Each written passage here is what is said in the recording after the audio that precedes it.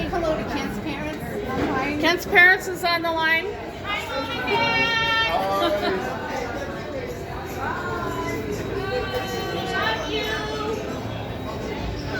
She's waving. We're going to start off with the eulogy that Ken's dad said in Illinois by my friend Tammy.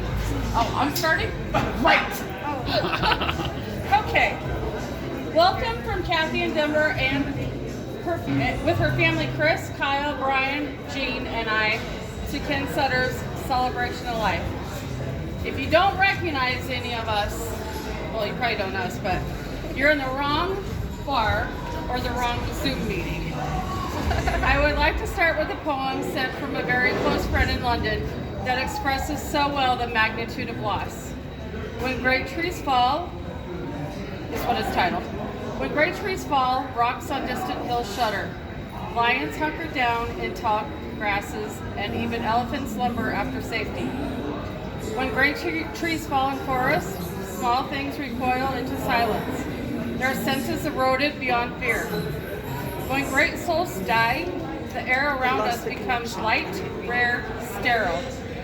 We breathe briefly, our eyes briefly see, but a hurtful clarity our memory suddenly sharpened examines. Nods the kind words unsaid, promise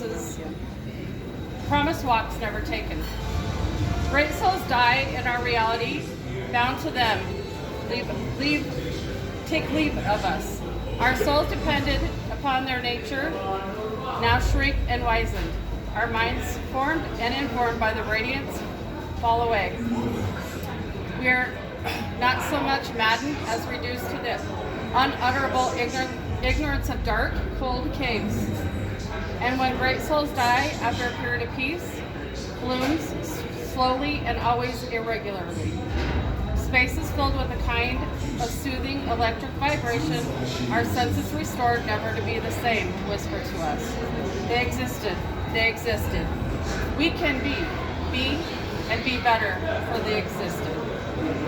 Ken existed. He was a great tree and had a great soul. And he was a good man that existed and made a difference in many lives that will be missed, like many of you today. Ken was born August 22nd, 1962, and raised in Itasca, Illinois with his sister Laura and his brother Mike. He loved music, singing I Love You, Yeah, Yeah, Yeah by the Beatles at 18 months old. While in grade school, he was a Cub Scout, played Little League Baseball, and swam competitively on a Park District swim team. In junior high, he was in the band, first playing the trumpet, then the tuba, and then the sousaphone.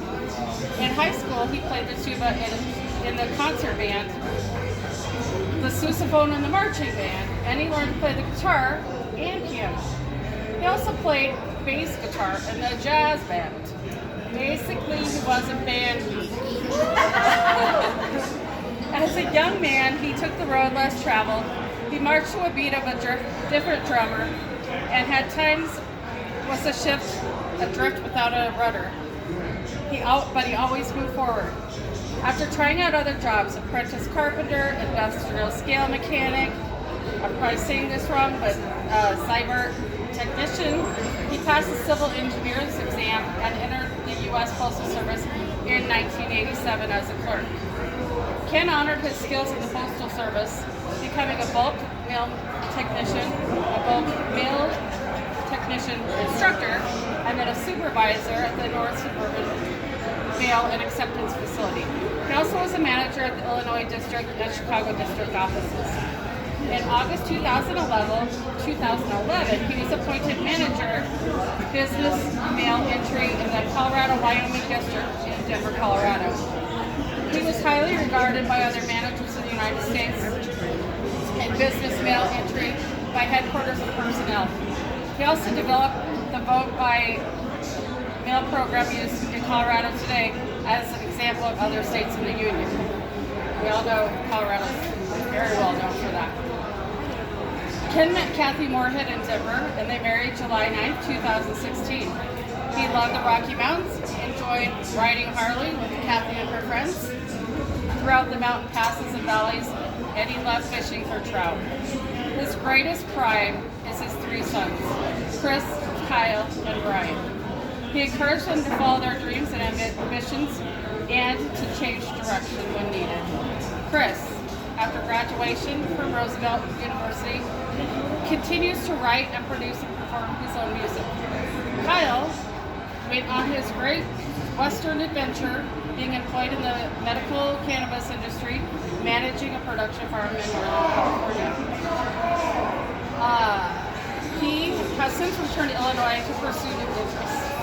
Brian won a baseball scholarship and graduated from Marshall University.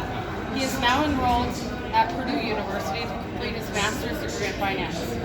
He also adored his granddaughter Milan. If you ever heard of a Taco Milan, like that was his little girl. It needs to be said that their mothers had as much influence in their success as did Ken. Our grief is the unexpected love, kind words, unsaid, and promised walks never taken. We never get enough time with each other, no matter if you look to be 20, 59, or 99. Known for his infectious smile, which I've talked to some of you about already, and his laughter and his big hugs, and a love for the Rocky Mountains, he existed. We can be better. On behalf of Chris, Kyle, Brian, Kathy, Laura, and family, and Gene and Jim, his parents, thank you for all the kind words, sympathy, and support during this difficult time. If there is not a tomorrow when we're not together, there is something you all must always remember. You are braver than you believe, stronger than you seem, and smarter than you think. But the most important thing is we are never apart and we will always be with you.